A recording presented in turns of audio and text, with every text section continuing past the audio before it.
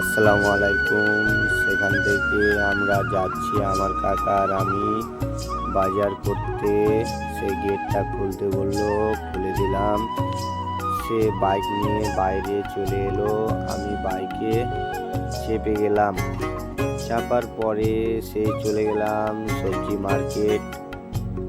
যেতে যেতে সেই সবজি মার্কেটে চলে এলাম। দেখো সজনা, মূলা, সব কিছু, বেগুন, টমেটো, শস, সব কিছু, ফুলকপি নিয়ে ফের চলে এলাম রুমের দিকে।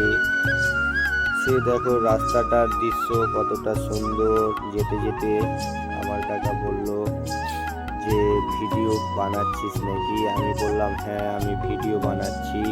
সেখানে চলে এলাম আমার রুমের গেট। আমার কাকা বলল তুই নাম বাইক থেকে।